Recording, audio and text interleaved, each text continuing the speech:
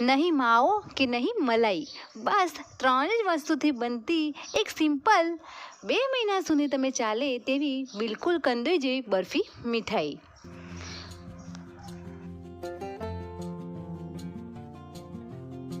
તો આજે હું તમારા માટે લાવી છું, બસ દર વખતે વિડીયોમાં હોય છે ઘરની સિમ્પલ વસ્તુ, તો હા આજે ઘરની 3 જ વસ્તુથી બનતી બરફી મીઠાઈ એટલે રવા બરફી।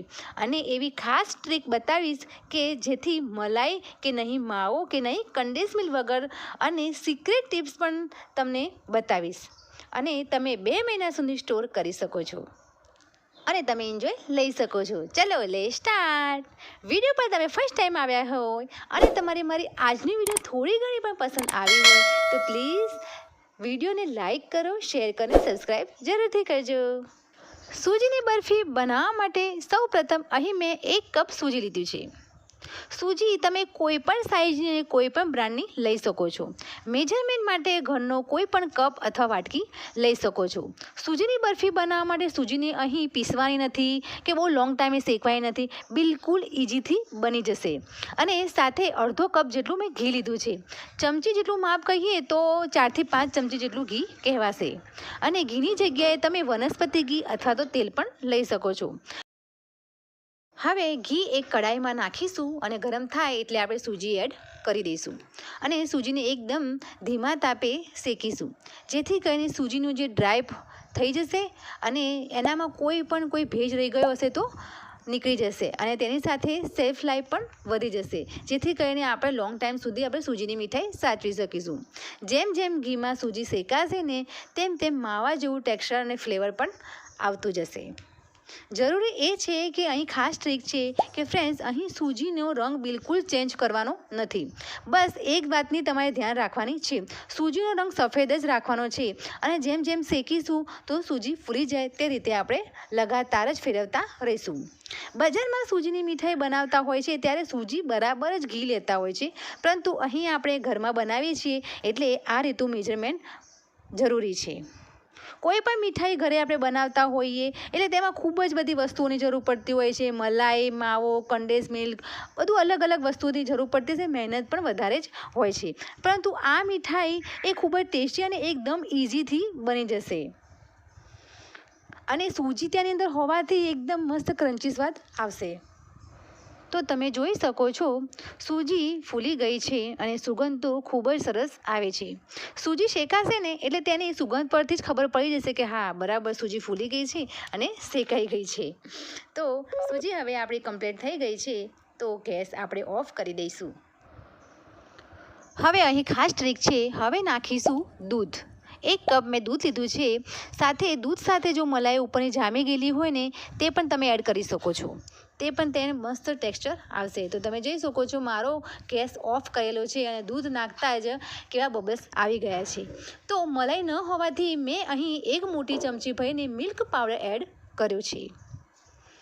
જો આપણે ગેસ ઓન રાખ્યો હોય તો સૂજી છે ને એ દૂધને એકદમ શોષી લેતી હોય છે અને એક સૂજીનો દાણો છૂટો પડતો નથી, તો આ પ્રોસેસ બંધ ગેસ ઉપર જ કરવી, તો જેનાથી સૂજી એકદમ માવા જેવી સ્મૂથ થઈ જશે। તો તમે જોઈ શકો છો આ વસ્તુ નાખવાથી, દૂધ અને મિલ્ક પાવડર, દૂધની મલાઈ નાખવાથી તો જેમ કે આપણે માવાની બરફી ખાતા હોય ને તેવો સ્વાદ આવશે ને તેવું ટેક્સચર બનશે। તો એકદમ માવા જેવું ખીલેલી સૂજી આપણી શેકેલી રેડી થઈ ગઈ છે। તમે જોઈ શકો છો એક દાણો છૂટો પડી ગયો છે અને એકદમ સ્મૂધ માવા જેવી બરફી જેવું દેખાય છે। તો આપણે હવે એને સાઈડમાં કરી દઈશું અને વળી એક કઢાઈ લઈશું અને તેમાં 1 કપ જેટલી આપણે ખાંડ લઈશું। તો જેવું આપણે ગળ્યું ખાતા હોય તે પ્રમાણે ખાંડ લેવી અને 1 કપ મેં પાણી એડ કર્યું છે। હવે પાણીમાં ખાંડ ઓગળી જાય એટલે એક રકાબીમાં આપણે જોવાનું છે, એક જ તાર બંધાવવાનો કોશિશ થતી હોય ત્યારે આપણે ગેસ બંધ કરી દેવાનો છે।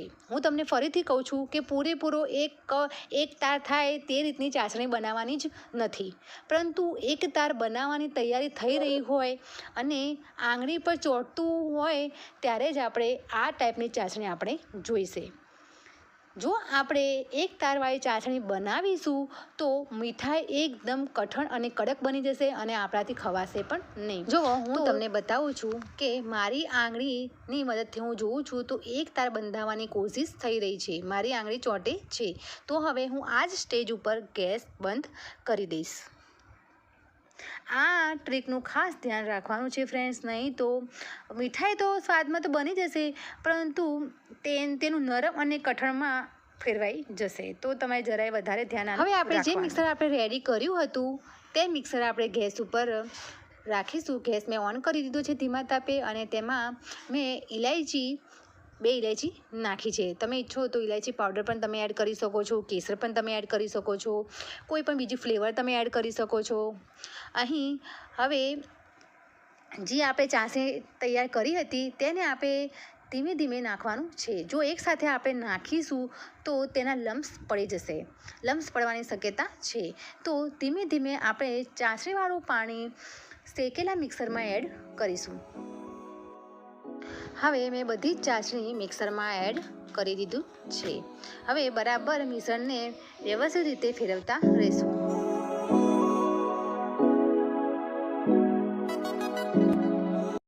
તો ફ્રેન્ડ્સ, તમને જોતાં જ ખ્યાલ આવી ગયો હશે કે મિક્સર એકદમ માવા જેવું સ્મૂથ થઈ ગયું છે.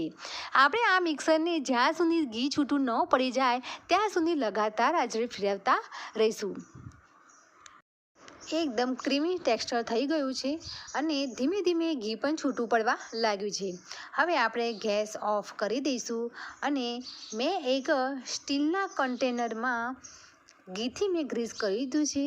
તમે કોઈ પણ તમે વાસણ લઈ શકો છો, ડીશ, થાળી, કોઈ પણ તમે આનો શેપ આપી શકો છો. તો હવે તેમાં આપણે ટ્રાન્સફર કરી લઈશું.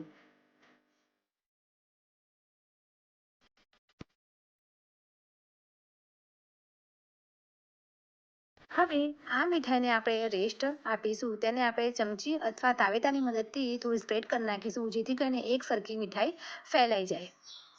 તો તમે જોઈ શકો છો મેં હવે કમ્પ્લીટ સ્પ્રેડ કરી દીધું છે. ગાર્નિશ માટે અહીં મેં બદામને કતરણ કરીને ઉપર સ્પ્રેડ કરી દીધી છે. તો તમે ઈચ્છો તો તમે સ્કીપ પણ કરી શકો છો અને તમને ભાવતા ડ્રાયફ્રૂટ પણ તમે એડ કરી શકો છો. હવે તૈયાર થઈ ગઈ છે આપણી સૂજીની મીઠાઈ, એકદમ ટેસ્ટી અને ક્રન્ચી. પરંતુ આ મીઠાઈને ખાવા લાયક કે પીરસવા લાયક નથી. હવે આને અડધો કલાક જેટલું આપણે સેટ થવા આપણે ટાઈમ આપીશું. તો રેડી થઈ ગઈ છે આપણી સૂજીની મીઠાઈ. હવે તેને હું મારા મનગમતા શેપમાં હું કટ કરી લઈશ. હું અહીં ટ્રાયેંગલમાં નથી કરતી પરંતુ સ્ક્વેરમાં કટ કરું છું. તમે કોઈ પણ શેપ આપી શકો છો અને એકદમ ખાવા લાયક થઈ ગઈ છે. તો ઘરમાં જ બનાવી શકાય એવી ટેસ્ટી મીઠાઈ આપણે રેડી થઈ ગઈ છે. તમે આ મીઠાઈને 2 મહિના સુધી પણ સ્ટોર કરી શકો છો. તો તમે આ મીઠાઈને જરૂરથી બનાવજો, જરૂરથી ટ્રાય કરજો અને મારી આજની રેસીપી તમને કેવી લાગી તો તમે મને કમેન્ટ કરીને જરૂરથી કહેજો અને પ્લીઝ મારી ચેનલને તમે સબસ્ક્રાઈબ કરો, શેર કરો. ઓકે, એક હવે નવી રેસીપી સાથે આપણે મળીશું. બાય બાય, જય ભારત.